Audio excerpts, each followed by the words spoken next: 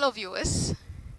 You're all welcome to today's edition of the All Progressives State Chapter of the Akwa Ibom State Chapter of the All Progressives Congress Media Chart, put together by the Media and Publicity Committee.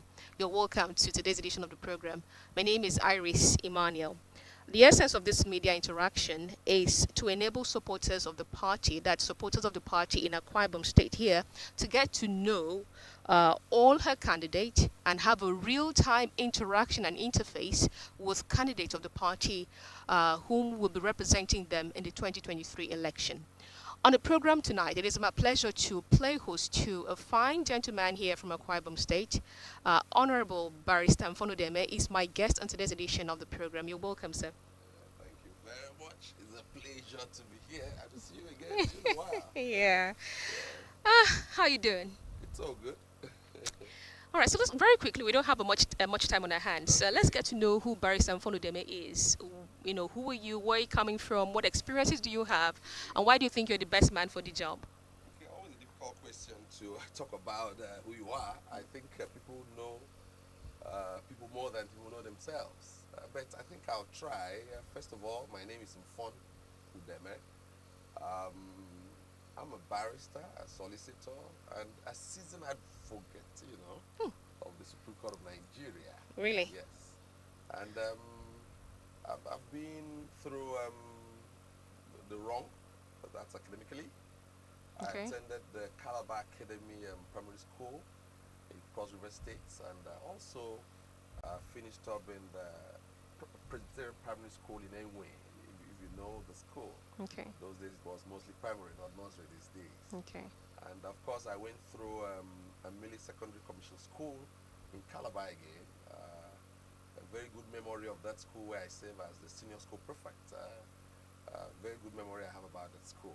And I was also in the University of Uyo, that's the prestigious Faculty of Law, where I did my LLB before I proceeded to Lagos for the law school. Of course, I came back and also did my master's degree in law, LLM, University of Uyo. And it got to a point that I got more encouraged, and I started my PhD in law. I think while I was into that, it became very necessary that I needed to give back to the academic system. So I was brought in at a point as a law teacher, where I lectured in the Faculty of Law, University of Uyo. I majored in property law, Okay. international law, and family law. It was quite a very great experience. And I think before that, yes, we also had our experience in politics. Yes, I served as the chairman of Ibiono local government area. That's about 15 years ago or so. And not in the recent past, not too long ago, I served as the special assistant on electoral matters to the Akwa Ibom State government. A position I had to resign for some very intriguing reasons. And here I am today, having once again to participate in politics. And for today, I can confirm to you that here is your man, well-groomed, rounded, academically, All right. intellectually, and very ready to, represent the people of Itu, Ibiono Federal Constituency. Somebody made a joke that I will represent everybody, the good, the bad, the ugly. In fact, I'm ready for the job, and I can tell you that is what we are going to get, the best and nothing but the best. Yes. Nigerians at this point in Well, time. I'm sorry. I think I must add because when you say talk about yourself, I'm very happily married to my beautiful wife, Princess, and Okay. we have 5 children. 5. Yes, 5 beautiful children. Very wonderful. All right. Thank you. Nigerians at this point in time are realizing that, look, political parties are just vehicles to attain leadership positions. They are more about the character of those persons. I'd like to ask you, you talked about your time as the local government chairman of Ibiono. How was it? What were your experiences? Yes, it was a very good foundation that I had to understand the grassroots, thinking about politics. It was a very wonderful experience because it afforded me the opportunity to understand the terrain, to understand the needs of the people, and to understand that governance can actually be very simple if you approach it with a large-hearted, mindset, not a narrow mind.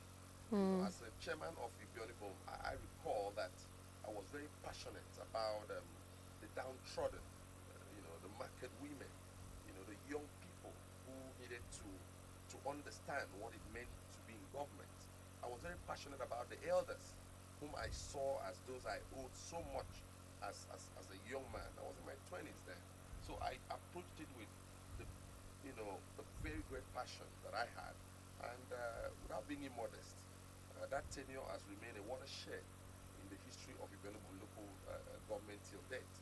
We did our best in terms of, the employment, trying to create employment opportunities, for the local people, the villagers, trying to ensure that perhaps through creativity of saying, okay, let's clear the roads, okay, let's build a market that we could, create job opportunities for them.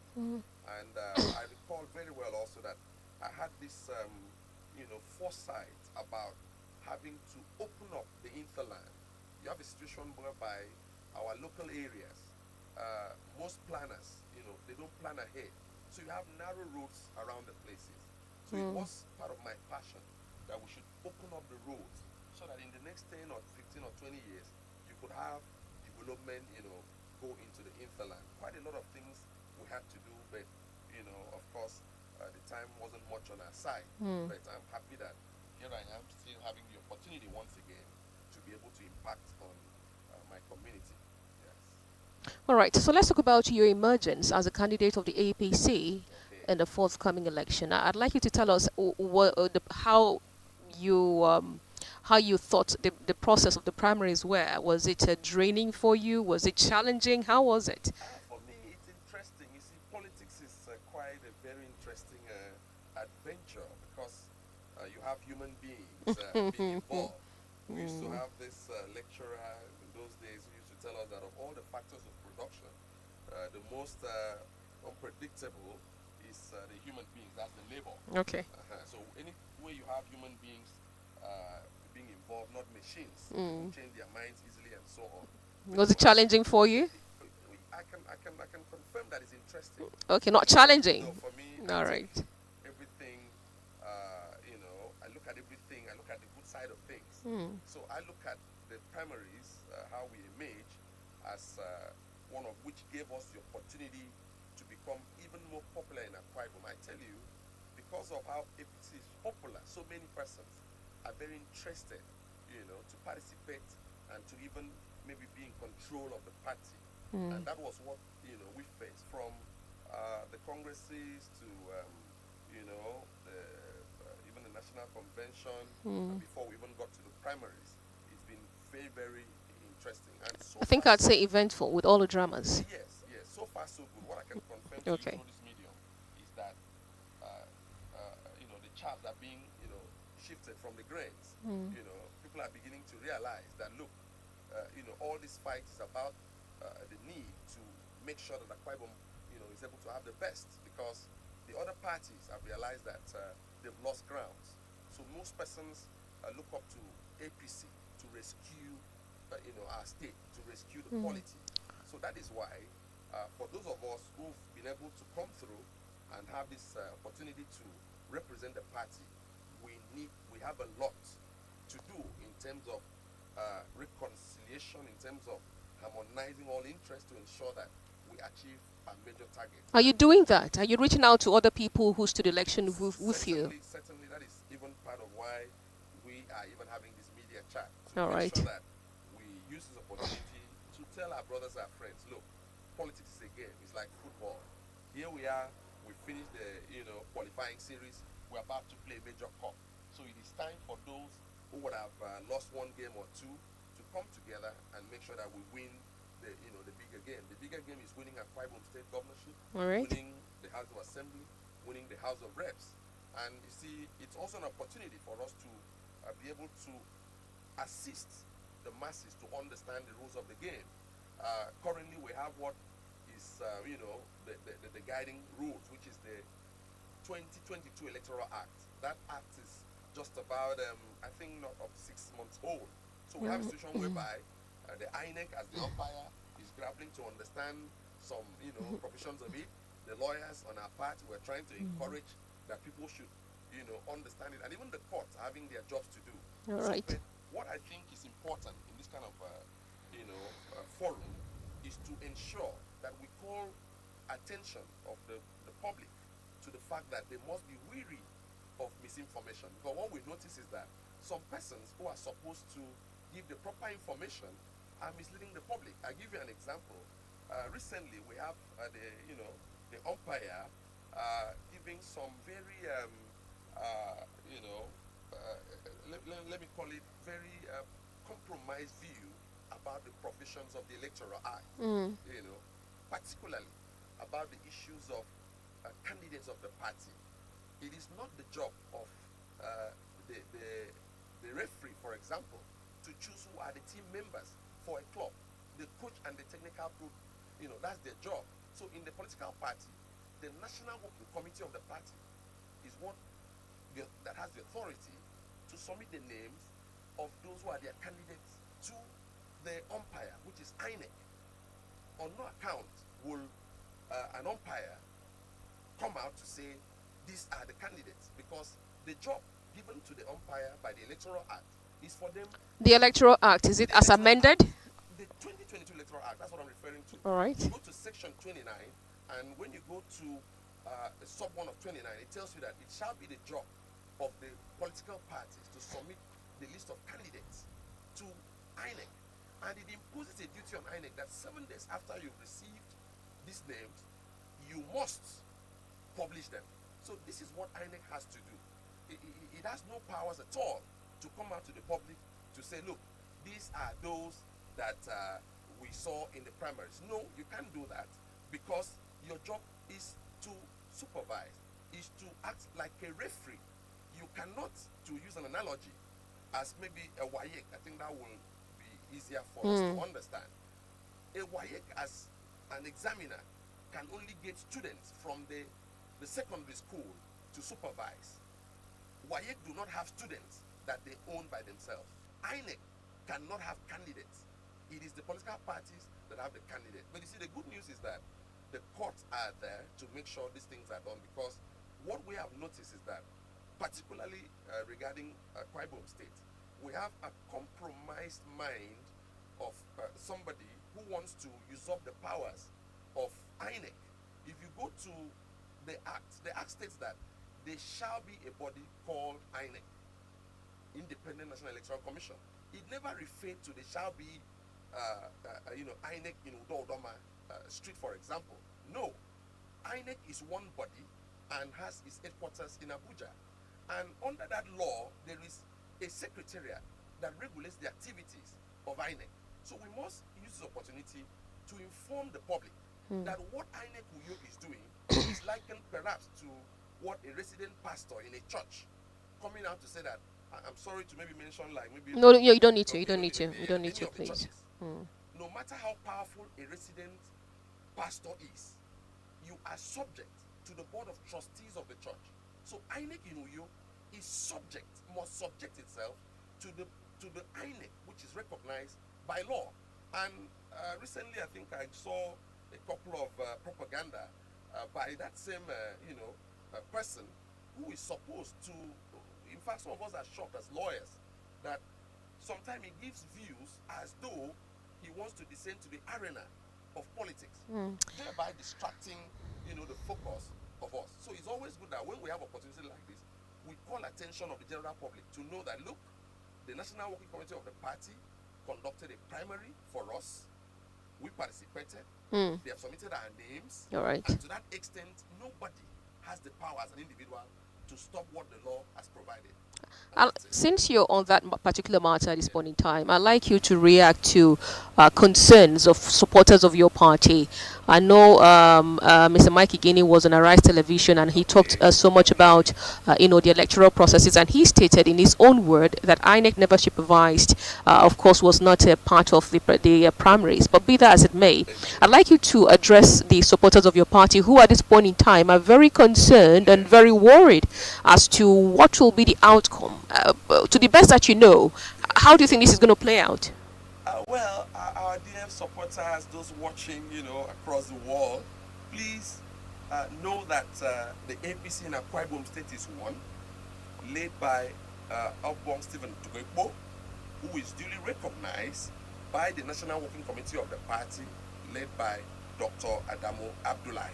And note also, the good people who are listening to us, that INEC is a national body and has rules and regulations and is governed by the law. And that as we speak, by the 21st of June, yes, there was an official directive to the resident pastor, let me call it that, or resident electoral commissioner, that the authority of the party resides in the chairman of the party, that is Obong Stephen Tugekbo, and that he has no right to purport to recognize any other group, and that anything he does goes to no issue. To that extent, they need to know that the supervision of the primaries, the conduct of all what APC did was duly in accordance with the rules of INEC, and INEC recognizes that. Okay. Whatever personal opinion that one man has cannot override, the decision of the commission, because the commission is one body. And I'm happy you referred to the interview on Arise TV. I had that clip and I saw it. And I want to sympathize with the person you mentioned. I'm told he's a lawyer, but it was very sad for a lawyer to say that why he disobeyed a judgment of a competent court was because, according to him, there was an appeal, and when those parties arrived at the Court of Appeal, the court advised them to maintain status quo. I want to state it clearly as lawyers. It's elementary. When you have a judgment in your favor at the High Court, that judgment can only be upturned by a decision of the Court of Appeal and not an advice, except there is a stay, which such never happened. So if you go to Court of Appeal and you are told, gentlemen, please maintain status quo, what they're saying simply is that, please, if you've come to say that you have a judgment, maintain your judgment. If you come to say that you contest against the judgment, please hold your contestation until we give a decision. Was a decision given? The decision that was given was that the appeal was dismissed and the judgment of the High Court continued and is still subsisting as we speak. All right. And it is on that basis that INEC National, the secretary of INEC, wrote as a directive that they are a law-abiding body and that they recognize and obey the law. So right. I think Akwa Ibom people will also need to know that sometimes people come to our states and imagine that maybe some of them, I'm sorry to say, they may not be in active practice. So I can also understand that either they're operating out of ignorance, or maybe it may be a compromise stand to distract us. These are lawyers. Yes. Now I want us to be focused. All right. So that we are not misled, to miss our eyes on the ball. Our ball is that, look, by February, we are going into elections. And the good news now is that between now and February, we have to conscientize our people. We have to, mobilize them until when the campaign is lifted. Then we can start to, canvass for voting and all of that. For now, our job is to say that, look, this is your candidate for Ibiono Federal Constituency. We have our candidate for the governorship, Obong Udeme. We have our candidate for the Ikot District, His Excellency Godswill Akpabio, and all of these persons are submitted by the party. And INEC has no power. And even where you refer to Section 84, which says that INEC shall monitor the primaries. You see, that is an assignment that is their own duty. If we save you a notice that we are going to do a primary It is your job. We don't need to bring keke to come and carry you, to ferry you. We have done our own part. And it is for you to do your own part. So if you choose not to do your job, the correct thing will even be for you to be disciplined. All But right. for now, we thank God that INEC National did their job. The names of the candidates were submitted and were well received. So what they need to do now is to follow the law and not to follow, the presentation of an individual. Sometimes we wonder, in the whole of the country, it appears that there is only one resident electoral commissioner that is speaking all over. And we're wondering, what's the personal interest? We saw something on the screen, I'm sorry to stay on that, saying that list of persons whose primaries were monitored by INEC. And the question is, where did you have those candidates to monitor primaries or aspirants? Because the primary of a party can only be conducted by the National Working Committee that will send, a committee to come to organize a primary. So where did you have your own committee conduct the primary? All right. Okay? So these are questions that as we go along. So very pointedly here, what's the message to your supporters? Should they be weary? Should they be concerned? Or should they just go about their business, in terms of, keeping faith? The supporters is that let them be very watchful. All right. The Ibio Palance will say, all right. that is the message. All right. That we are on course because they know that we are on to win this election. Some persons. You cannot say that the elections are not here yet. On to do a good job. Let me say so. Beautiful. Some people are trying to distract. So we must encourage our people to know that, look, we are on course. There is no cause for alarm at all, and we are moving sure and steady. Let's come back to you as a person here. I know in 2019, if I'm not wrong, you encountered a very tragic situation. I hear you were attacked one time. Okay. Yes, and for me, I felt with an attempt made on your life, you would be more circumspect and careful, going into politics. I'd like to ask you, what is the drive? I mean, why are you still pushing ahead when some persons would think that you would be fleeing away from everything politics? Why is that so? No, we've moved beyond that. I know, women. I'm quite curious, yes. Yeah, but you see, life is a struggle, and you do not, because of challenges, chicken out of life. I've had occasions to wonder, why did God bring us so early into leadership? And I realized that it is a calling. We have a duty to defend the interests of our people. As a lawyer, I know how many times I've run into issues of having to defend the interests of citizens. You understand? So this is a calling that I've realized that God called us out very early to ensure that we face these things and ensure also that we are strengthened enough so that we can push back. So it's too late in the day for us to, leave those who look up to us. So that is why, in spite of and despite what we faced in politics, we have realized that we have to show direction. We have to do our best because we've been properly trained. We've had the requisite experience. I must tell you, as far back as 1999, I was an executive member of the party, of a political party, as a PDP, as it were then. And over time, I realized that God himself has a reason for preserving people for the purposes. You go into the Bible, go and check all the issues that Moses faced. Even as and so you're saying you're not deterred? I'm not at all. So you're not rattled, you're not scared? Not at all. I recall that that incident, it was quite a tragic one, like you mentioned. But you see, when God also protects you, then he has a reason why I allowed that to happen. So that even when you were in the lion's den, you could come out victorious and you remain strong. So I want to move beyond that to say that, look, let us focus on the Ibiono Federal Constituency, because I have a lot to offer. As a lawyer, I've had so much experience about the suffering of my people. I've seen how the oppression on the poor women, the young people, the elderly. I've seen how people are oppressed. I've seen how some authorities do not allow the rights of people, to flourish in the country. So I have that drive and passion that where I get to the National Assembly, I must be able to team up with other colleagues of mine to ensure that we make laws, that will be able to deepen the protection of the downtrodden.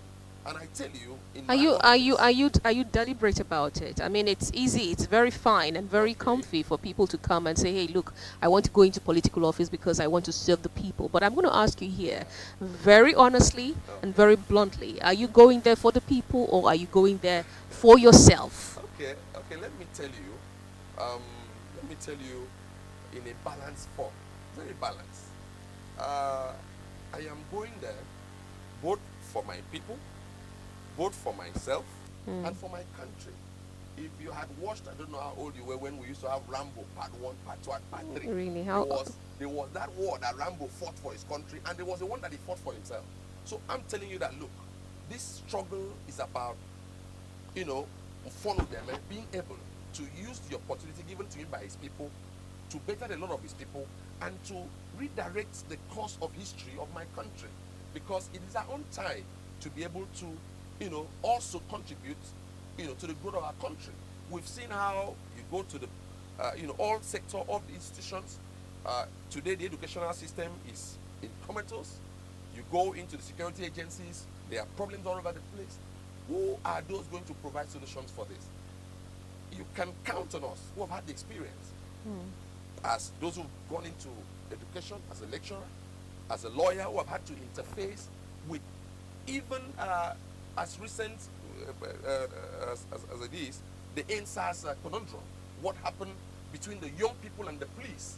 These are issues that, I realize that if we don't rise now to have a platform, then the country may be heading for doom.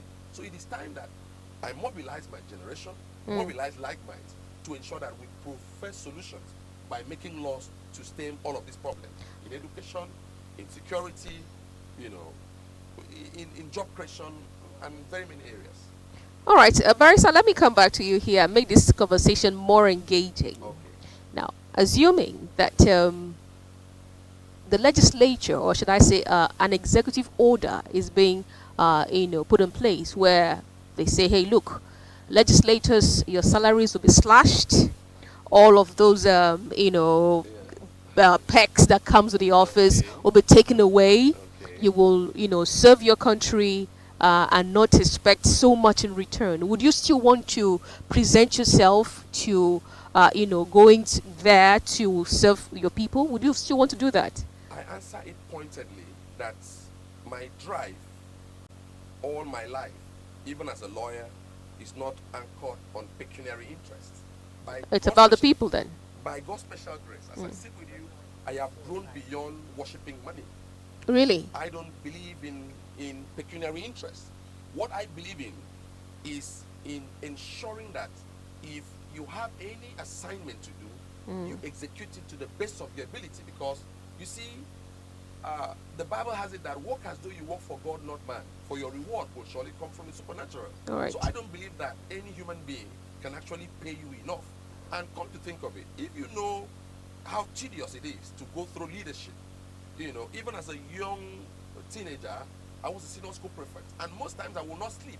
I have to wake up on time to go make sure that the students are organized. Mm. As a local government chairman, I could remember the kind of pressure I used to go through. All of this teaches me that look, leadership is about service. However, like I've told you, that is not to mean that as a person, as a lawyer, that I cannot take care of myself. God has blessed me, has provided for me, but you see, it's beyond me. I told Right. you, I have the adage again will say, "Do one little." I have so many people that I feel that I'm indebted to. I can also confirm that even you, the presenter, I'm indebted to you. I'm just reminded that we met quite a long time ago and we Mm. haven't seen again. I should be able to be in a position to be of help, not only to you, but to others. So So that's what very I'm trying to quickly, do. we're almost out of time here, but Okay. very quickly here is your party, the APC. Before you get into office, you need a vehicle to, convey you there. Okay. The APC, as it were, today in Nigeria, very categorically, would you say they have done well? So much so that Nigerians would support them come 2023 to ensuring that all of this, your dreams come Now, through? make no mistake about it. You do well based on the circumstance that you find Has yourself. APC done well? That's what I'm saying. In the circumstance that we find ourselves, for instance, in Akwa Ibom, I can confirm to you that APC has done the best in the circumstance. I'll give you an example. Recently, I had a matter in Court of Appeal, and When I went to Calabaito Road, I saw that work is going on there, and I said, wow, could this have ever happened? So if you go to up the east, you see the Niger, the bridge, and all of that, and you see that, look, there is an intention to make sure that the lives of the people are better. But you see, the economic challenge we must understand as a country is global. Today, tune into your radio, your TV, you see that there are challenges across the globe. So it's not. When I say that APC has done well, I'm saying in the circumstance that we find ourselves. Let me add, when you say leadership, you see, the leadership of the party at the national level, they have done their best. In Akwa Ibom, I can tell you that today APC is stronger, and that is courtesy of the struggle of persons who refused to chicken out. For instance, there was a time that the party wasn't attractive, but by the time the likes of His Excellency Chief Gospel Akpabio took up, the leadership, it was possible at the end of the day for us to have up to about 8 aspirants coming to vie for positions in the party. And so good enough for us, we are able to have one of the best running for the governor, So I tell you very soon, APC, of course, as we speak, is the party to beat. So let's go about the awareness with our PVCs here. You are a lawyer, very versed with the Electoral Act as amended. I'm going to ask you, do you have faith in INEC bringing to bear a free and fair election? And of course, do not forget also that Nigerians are now very much aware, particularly younger Nigerians are very much aware, and they are going to get their PVCs. Will their vote count in 2023? And what do you have to say about it? What I have to say is that, first of all, we must give INEC the benefit of the doubt. But we must engage INEC. We must watch it, like I said. We must be ready to vote. We must be ready to get our PVCs, and we must be ready to ensure that our vote counts. So it's not going to be a tea party. Okay. Where you sit down and say, oh, I want Mfon Udeme to win as House of Reps candidate. I want Mfon Udeme to do good. No. You have to go get your PVC. When you get your PVC, you have to get to let people know that, look, the best for this office, who can take the pains, who can take the risk to ensure that the people are cared for, is Mfon Udeme, is Akanodofia, and other candidates. We must work towards achieving this. So it's not something that we go home and say, oh, everything is fine. No. Any good thing cannot come easy. So all of us must be ready. The media, the people, in fact, the churches, the mark everywhere. We must rise and say, look, APC as a party has come to stay, and we must make it work. So Right. it's people that will make it work. And I'm sure, I have the confidence that at the end of the day, it shall impress. I can assure you. All right. Yes. Viewers, that's a fine place to leave our conversation today. My guest on the program today has been Honorable Barrister Mfon Udeme, the House of Reps, of course, the candidate of the party, the APC, for the Ibiono Ibiono Federal Constituency. Yes, he's been talking to us today on the Akwa Ibom State chapter of the APC's organized media chat here. And Barrister Mfon Udeme, thank you very much for coming on the show. Yeah, I appreciate you, and I look forward to having this kind of engagement so that we can enlighten. I wish you well. people, yeah. I wish you all the Thank you very best. much. Thank you very much. I'm grateful. Thank you. Join me again tomorrow for another edition of the APC Media Chat, as organized and put together by